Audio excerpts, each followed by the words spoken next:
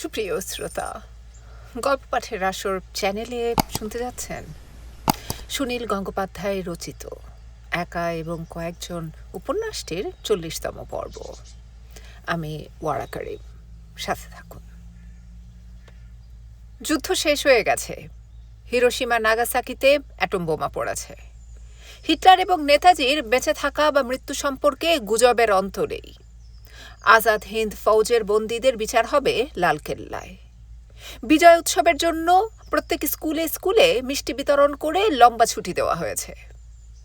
সেবার আমি বিষ্ণুদের সঙ্গে দেওঘর বেড়াতে গেলাম।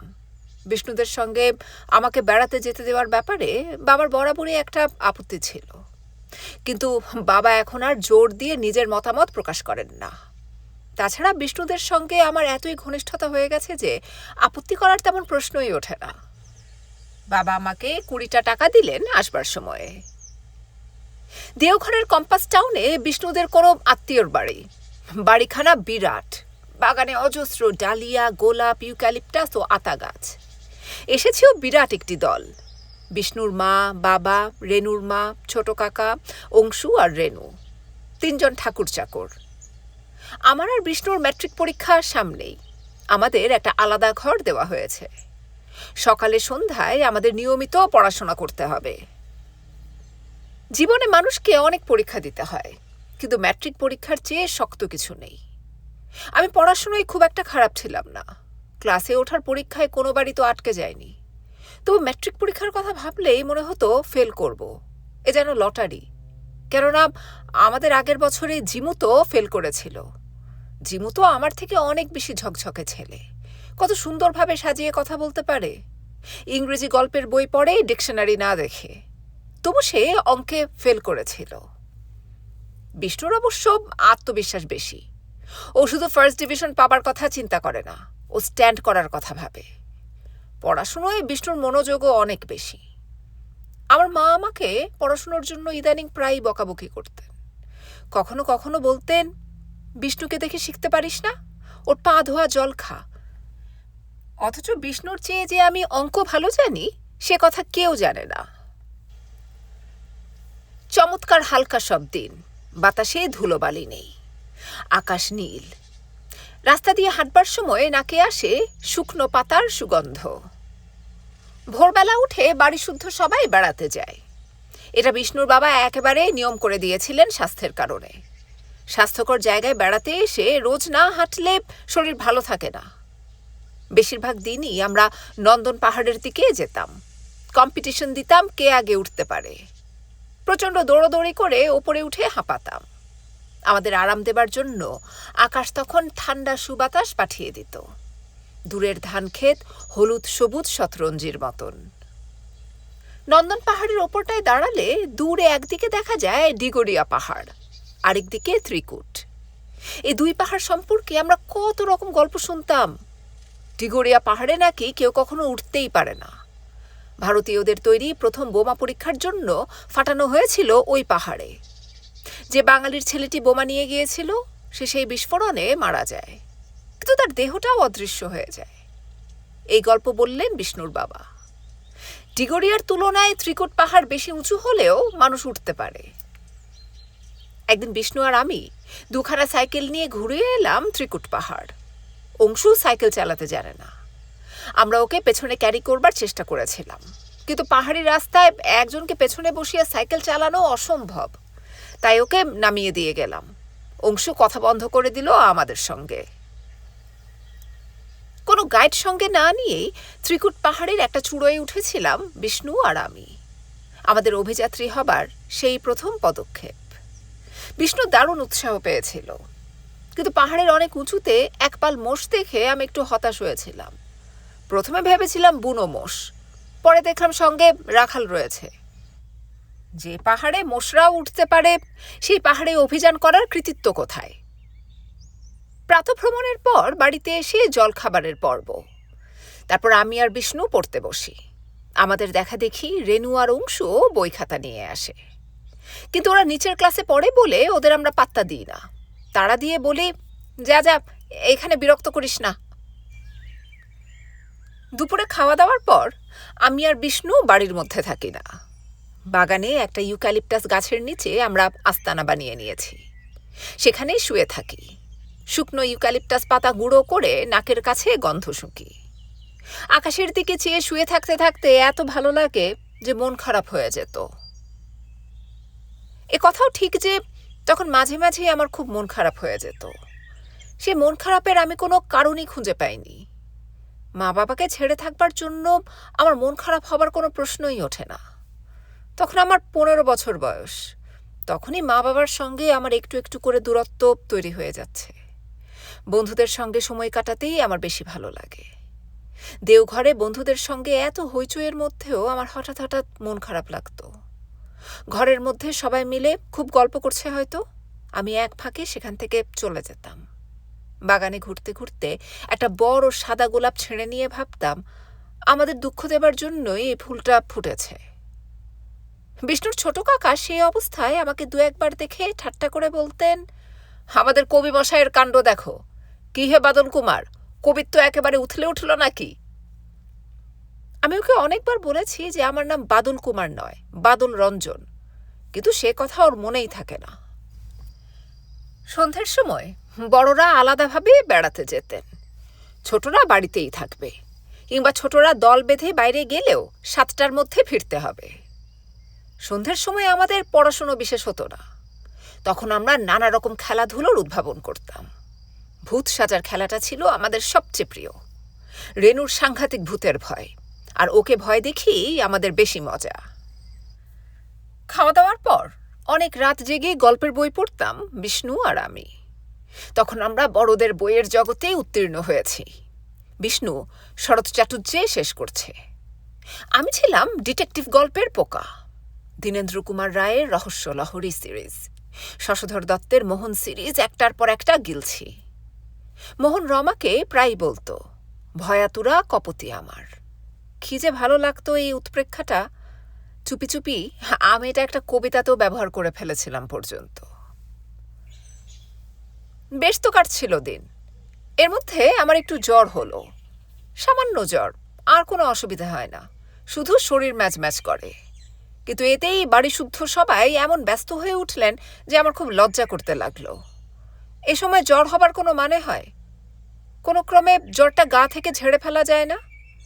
কিন্তু জ্বরটা চলতেই লাগলো 3-4 দিন, সেই সঙ্গে পেটে ব্যথা। জ্বরের কথা লুকোনো যায় না, কিন্তু পেট ব্যথার কথাটা আমি কারুকে বলিনি। এক এক সময় আমার মনে হতো এর থেকে মরে যাওয়াই ভালো। সেই আমার প্রথম মৃত্যু চিন্তা। একদিন দুপুরবেলা আমি একা একা শুয়ে বই পড়ছি, চাদর দিয়ে আমার শরীর ঢাকা। বাইরে রোদ ফটফট করছে, তবুও আমার একটু একটু শীত বোধ হয়। বিষ্ণু আর অংশু কোথায় জানি না, হয়তো বাগানে গাছতলায় শুয়ে আছে, কিংবা জসিডিতেও যেতে পারে। রেনু ওর মা আর কাকা কাকিমার সঙ্গে এইমাত্র গেল বৈদ্যনাথ মন্দিরে পুজো দিতে। ছোট কাকা তার নিজের ঘরে ঘুমোচ্ছেন। এইখান থেকেও শুনতে পাওয়া যায় তার নাক ডাকার শব্দ। বইটা পড়তে পড়তে আমার চোখ টনটন করছিল। একসময় বাগানের গেট খোলার শব্দে জানলার দিকে তাকিয়ে দেখলাম রেনু ছুটতে ছুটতে বাড়ির মধ্যে ঢুকে গেল। দড়াম করে একটা দরজা বন্ধ হবার শব্দ হলো। একটু বাদেই রেনু যখন বাড়ি থেকে বেরিয়ে যাচ্ছিল, আমি ডাকলাম, এই রেনু শোন। রেনু জানলা দিয়ে উঁকি মেরে বলল, কি রে? আমি বললাম, আমাকে 1 গ্লাস জল দিয়ে যা না। রেনু ফিরে এলো বাড়ির মধ্যে, জলের গেলার সাথে আমার ঘরে ঢুকে বলল, তুই একলা একলা শুয়ে আছিস, ছোড়দারা কোথায়? কি জানি, বাগানে নেই। না তো। তাহলে বোধহয় জসিডি গেছে। আজ সর্দার বল্লভভাই প্যাটেল এখান দিয়ে ট্রেনে করে যাবেন, ছোট কাকা বলছিলেন। বাড়িতে আর কেউ নেই? ছোট কাকাই তো রয়েছেন, নাক ডাকার শব্দ শুনতে পাচ্ছিস না? আমি বসবো তোর কাছে? রেনুর এই কথাটায় আমি একেবারে অভিভূত হয়ে গেলুম। একলা একলা খুব মন খারাপ লাগছিল, অথচ অন্য কেউ যদি আমার জ্বরের জন্য সহানুভূতি দেখিয়ে আমার সঙ্গে থাকতে চাইতো, আমি তাতেও লজ্জা পেতুম। আমার জন্যে কারোকে আটকে রাখা পছন্দ করতুম না। কিন্তু রেনু সম্পর্কে সে কথা মনে হলো না। তবু আমি ক্ষীণ গলায় বললুম, তুই পুজো দিতে গেলি না, ফিরে এলি যে?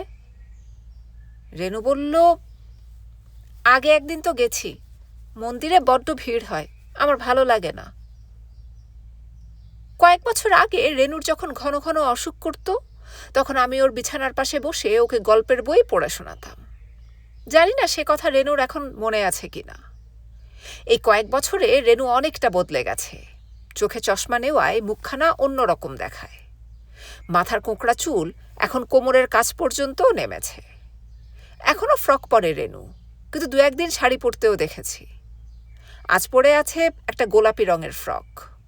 রেনু পড়াশুনোয় খুব ভালো, প্রত্যেক পরীক্ষায় ফার্স্ট হয়। আমি উঠে বসে চাদরটা গায়ে জড়িয়ে নিলাম। রেনুকে বললুম, তোর চশমাটা খুলে ফেলতো, চশমা ছাড়া তুই দেখতে পাস না? দূরের জিনিস ভালো দেখতে পাই না, কাছের জিনিস দেখতে পাই। আমি তো কাছেই বসে আছি। রেনু আমার চোখের দিকে তাকালো। আমিও ওর চোখে স্থির দৃষ্টি মেলে রইলাম। এই রকমভাবে দুজনে তাকিয়ে আছি তো তাকিয়েই আছি, যেন আমরা স্ট্যাচুর খেলা খেলছি।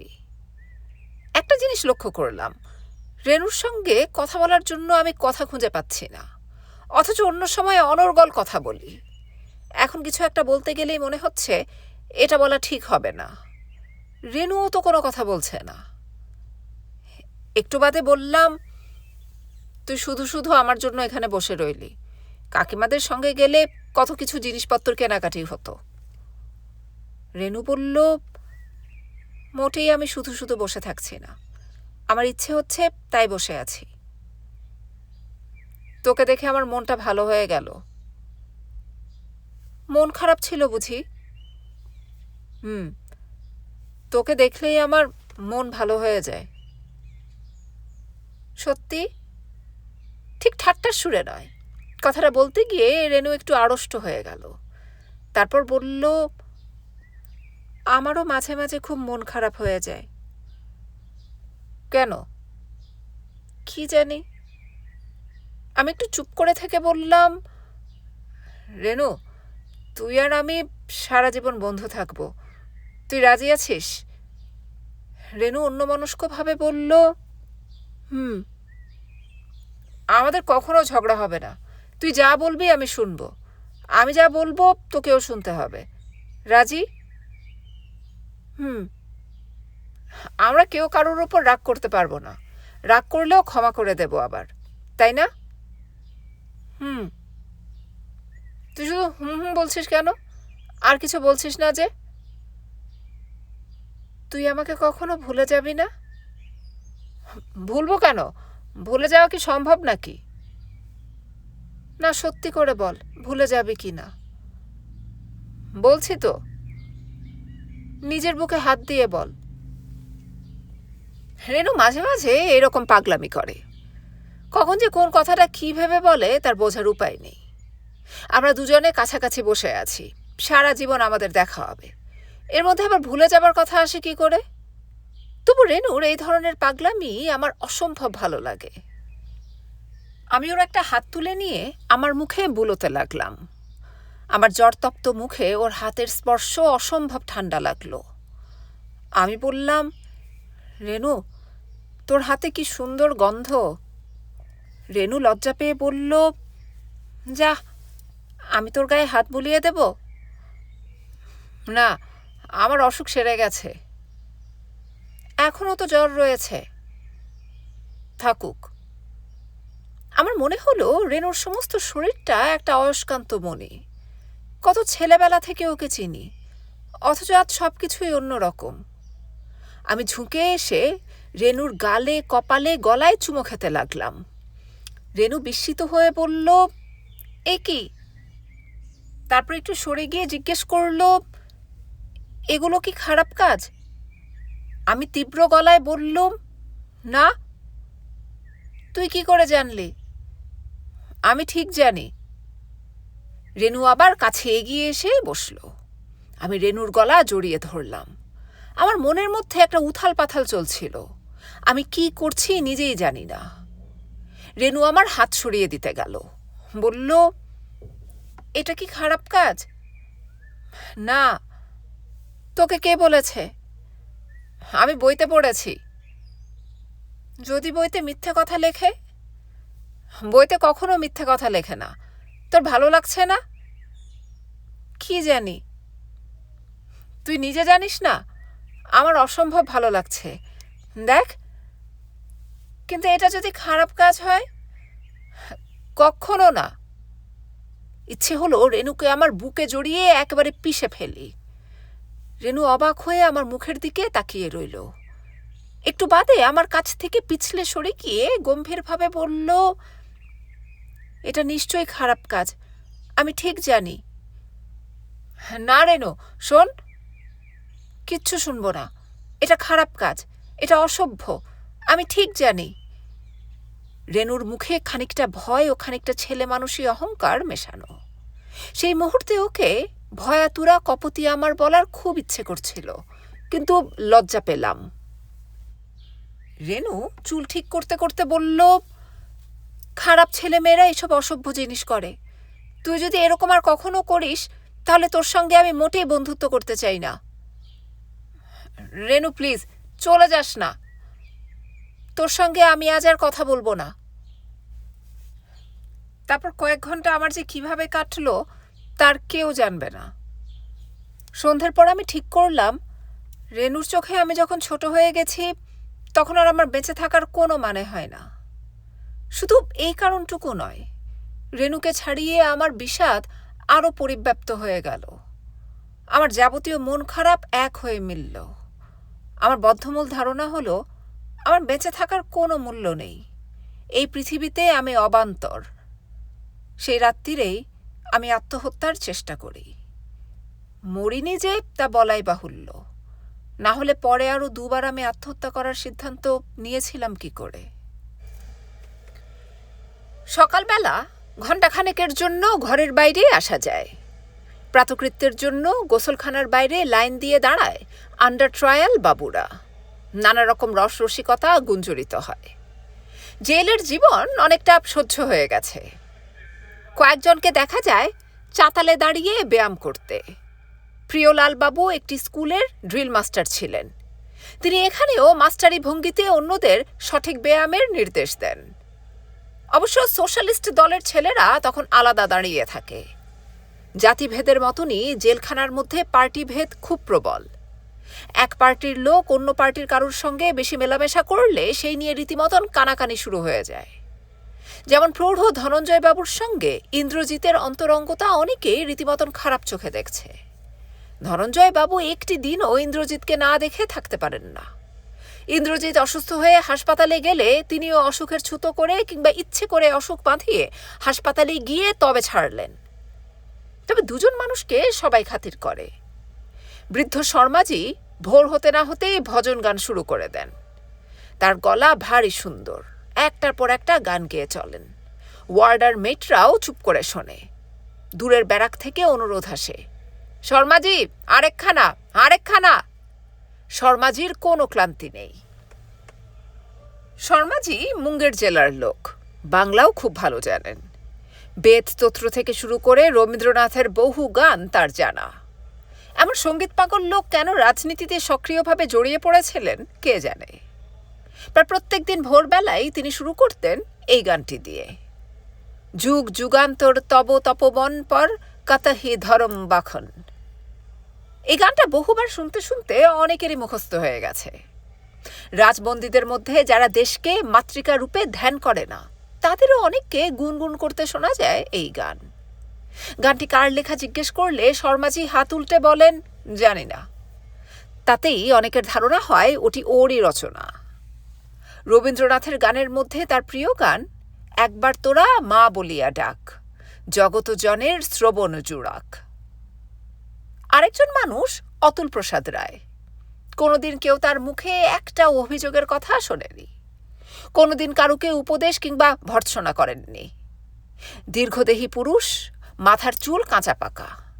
তিনি নিজের রসে নিজে মজে আছেন সবসময়। তার চেহারা ও ব্যক্তিত্বে একটা সর্বাত্মক সততার পরিচয় স্পষ্ট। সততার প্রতি মানুষের এখনো বাধ্যতামূলক শ্রদ্ধা আছে, তাই অতুল প্রসাদের কাছে সকলেই একটু অবনত হয়ে যায়। রাজনৈতিক কর্মী মাত্রেই শ্রদ্ধেয় ব্যক্তি নয়, বিশেষত জেলখানায় এলে তাদের অনেক ক্ষুদ্রতা, লোভ ও স্বার্থপরতা প্রকট হয়ে পড়ে। প্রাণ তুচ্ছ করে আন্দোলনে ঝাঁপিয়ে পড়েছিল যে লোক, কারাগারে এসে সে সামান্য খাবার দাবার প্রভৃতি নিয়ে এমন রেষারেষি করে যে না দেখলে বিশ্বাস করা যায় না। অনেকের যৌন অতৃপ্তিও এখানে এসে হঠাৎ প্রকাশ পেয়ে যায়। অতুল প্রসাদ এখানে আছেন বলেই তার তুলনায় বেশ কয়েকজনকে মানুষ হিসেবে অতি তুচ্ছ মনে হয়।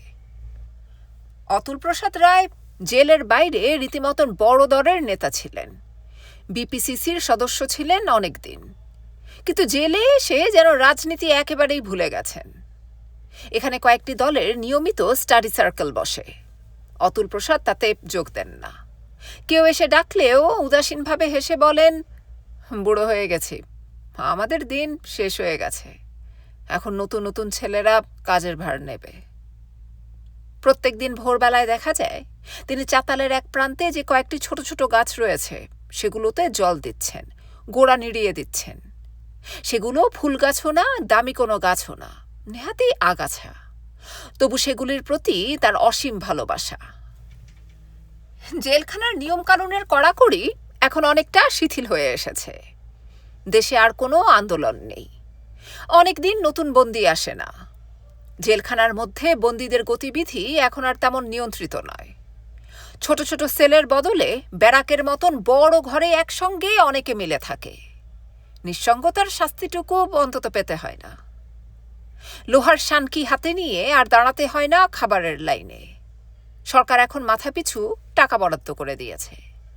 বন্দীরা নিজেরাই ছোট ছোট দল করে নিয়ে নিজেদের খাবার রান্না করে খায়। কবে কি রান্না হবে কিংবা কে কত ভালো রাঁধে সেই আলোচনায় অনেকটা সময় কাটে। একদল আরেক দলকে নেমন্তন্ন করে খাওয়ায়। আবার মাছের টুকরো কে ছোট পেয়েছে, কে বড় নিয়েছে, এই নিয়ে ঝগড়া লাগার ঘটনাও বিরল নয়। বিকেলে কিছুক্ষণ খেলাধুলোর সুযোগ মিলেছে। অনুমতি পাওয়া গেছে বাইরে থেকে বই আনানোর। একটা দেয়াল পত্রিকাও একদিন আত্মপ্রকাশ করল। সূর্য এবং আরো 7 জনের বিচার শেষ হয়ে গেছে। এখন ওরা দণ্ডাজ্ঞার প্রতীক্ষায়। ডেঞ্জারাস ক্রিমিনাল হিসেবে ওদেরকে সেলেই রাখা হয়েছে। তাতে অবশ্য ওদের তেমন অভিযোগ নেই। এই জেলের সুপারিনটেন্ডেন্ট প্রকৃতই সজ্জন, প্রায়ই এসে ওদের সুযোগ সুবিধার ব্যাপারে খোঁজ খবর নিয়ে যান। মাঝে মাঝে তিনি ঠাট্টা করে বলেন, হ্যাঁ কি মশাই, আপনারা পালা করে এক একজন অসুখ বাঁধাতে পারেন না? তাহলে বেশি করে দুধ, মাখন আর ডিম খাওয়াতে পারতাম। খাওয়া দাওয়ার ব্যবস্থা মোটামুটি ভালোই। সূর্যর স্বাস্থ্য ফিরে গেছে, তবে দাড়ি কামায় না বলে মুখখানা অন্যরকম দেখায়। মাসের পর মাস জেলের জীবন নিস্তরঙ্গ। শান্তিপ্রসাদ নামে একটি ছেলের হঠাৎ পাগল হয়ে যাওয়া ছাড়া বিশেষ কোনো ঘটনা ঘটেনি। শান্তিপ্রসাদের মা মারা যাওয়ার খবর আসার পর থেকেই সে খুব মনমরা হয়ে পড়েছিল। সবাই তাকে নানা কথায় ভুলিয়ে রাখার চেষ্টা করেছে। অতুল প্রসাদ তাকে গীতা পড়ে শুনিয়েছেন। তবু শান্তিপ্রসাদ একদিন বাথরুমে যাবার সময় সূর্যকে ফিসফিস করে বলেছিল, রেডি থাকবেন, আমাদের জেল ভেঙে বাইরে নিয়ে যাবার সব ব্যবস্থা ঠিক হয়ে গেছে। কথাটা শুনে সূর্যর খটকা লেগেছিল। বাইরে তাদের কোনো দল নেই, কারোর সঙ্গে যোগাযোগও হয়নি। কারা হঠাৎ তাদের জেল ভেঙে বার করতে ব্যস্ত হয়ে পড়েছে। কিন্তু শান্তিপ্রসাদ দিনের পর দিন এই অবাস্তব স্বপ্ন নিয়ে মেতে রইল। ক্রমশ ঘোলাটে হয়ে এলো তার চোখের দৃষ্টি। একদিন রাত্রির বেলা সে লোহার গরাদে প্রচণ্ড জোরে মাথা ঠুকতে ঠুকতে চিৎকার করতে লাগলো, এসে গেছে, এসে গেছে। ওয়ার্ড বয় আর সেন্ট্রিরা ছুটে এলো। অন্যান্য সেলের বন্দীরা উদ্গ্রীব হয়ে রইল খবর জানবার জন্য। শান্তিপ্রসাদের চিৎকারের বিরাম নেই। তার কপাল থেকে দর দর করে রক্ত পড়ছে। জেলার সাহেব এলেন একটু বাদেই। দরজা খুলে তার চিৎকার থামাবার জন্য তাকে মারধরও করা হলো, কিন্তু শান্তিপ্রসাদ তখন সবাইকে কামড় দিতে আসছে। তারপর ডাক্তার এসে জোর করে মরফিন ইঞ্জেকশন দিয়ে অজ্ঞান করে দিল ওকে। একদিন বাদে শান্তিপ্রসাদকে সরিয়ে নেওয়া হলো এই জেল থেকে। কোথায় গেল কেউ জানে না। সূর্য কিছুদিন ছিল ব্যারাকে অন্যদের সঙ্গে, তখনও সে বিশেষ সুখে থাকেনি। সে কোন দলের ছেলে, কি তার রাজনৈতিক বিশ্বাস, তা কেউ জানে না। তার সঙ্গে কথা বলেও কিছু বার করা যায় না। অন্য বন্দীদের মধ্যে সূর্যর পূর্ব পরিচিত ছিল শুধু শঙ্করবাবু। তিনি এখন অন্য মতে বিশ্বাসী। সূর্যকে তিনি আগেও বিশেষ পছন্দ করতেন না, এখানেও তাকে বেশি পাত্তা দিলেন না। তবু পূর্ব পরিচিত বলেই সূর্য প্রথম প্রথম শঙ্করবাবুর কাছাকাছিই থাকতে চেয়েছিল। হাজারিবাগে যে গুপ্ত দলটির সঙ্গে সূর্য একদিন পাকে চক্রে জড়িয়ে পড়েছিল, সেই দলের লোকজন ছাড়া সূর্যর আর কোনো বন্ধু নেই, আর কারুকে সে চেনে না। শঙ্করবাবুর সঙ্গে সে হরকুমার, ব্রজগোপাল কিংবা যোগানন্দ সম্পর্কে কথা বলতে চায়। শঙ্করবাবু তাকে পাত্তা দেন না, বিদ্রূপ করে বলেন, আমি তখনই বলেছিলাম না, শুধু গুন্ডামি আর ডাকাতি করে দেশ স্বাধীন করা যায় না। সূর্য আহত হয়ে সরে আসে। অন্য অনেকে গায়ে পড়ে তার সঙ্গে আলাপ করতে এসেছে। বিশেষত তার সুন্দর চেহারা দেখে কেউ কেউ আকৃষ্ট হয়, কেউ কেউ আবার ওই চেহারার জন্যই তার সঙ্গে একটু বিদ্রূপের সুরে কথা বলে। সূর্য তাদের উত্তর দেয় কঠিন অবজ্ঞায়। একদিন কি এক অজ্ঞাত কারণে একজন নেতৃস্থানীয় দাদার সঙ্গে সূর্যের মারামারি শুরু হয়ে গেল। দু একটা কথার পরই সূর্য কষিয়ে দিল তার মুখে এক ঘুষি। তার মুখ থেকে রক্ত পড়তে লাগলো। এই ঘটনায় সবাই ছিছি করতে লাগলো সূর্যকে। রাজনৈতিক বন্দীদের এরকম মারামারি বড়ই কেলেঙ্কারির কথা। সাধারণ চোর ডাকাত কয়েদিরা যে এ কথা শুনে হাসবে। সবাই এক ঘরে করল সূর্যকে। তারপরে সূর্যকে আবার সেলে স্থানান্তরিত করা হয়েছিল। সেই অবস্থাতেই কেটে গেল টানা 1.5 বছর। একাকিত্বে সূর্যর কোনো কষ্ট নেই। সে আশা করে আছে তাকে আন্দামানে পাঠানো হবে। মৃত্যুদণ্ডের কথা সে চিন্তা করে না। মৃত্যুর আবার কোনো মানে হয় নাকি? সে কিছুতেই মরবে না। তাছাড়া কানাঘুষো শোনা যাচ্ছে 42-এর আন্দোলনে ধৃত কারুকেই সরকার এখনো ফাঁসি দেয়নি। যাদের মেরে ফেলার তাদের আগেই মেরে ফেলেছে। হাজারিবাগ জেইলে কয়েকজন বন্দীর রহস্যজনক মৃত্যুর কথা শোনা গেছে। এখনো ঢালাওভাবে দেওয়া হচ্ছে যাবজ্জীবন কারাদণ্ড। সূর্য আন্দামানেই যেতে চায়। এখানকার কারাজীবন তার পছন্দ হয়নি। দেখাই যাক না আন্দামানটা কিরকম। সুপারিনটেন্ডেন্টকে সে এই মর্মে অনেকবার অনুরোধ জানিয়েছে। সূর্য অবশ্য জানত না আন্দামানে বন্দি পাঠানো অনেকদিন বন্ধ হয়ে গেছে। কিছুদিনের জন্য সুভাষ বোস আন্দামান স্বাধীন করে সেখানে জাতীয় পতাকাও উড়িয়ে দিয়েছিলেন।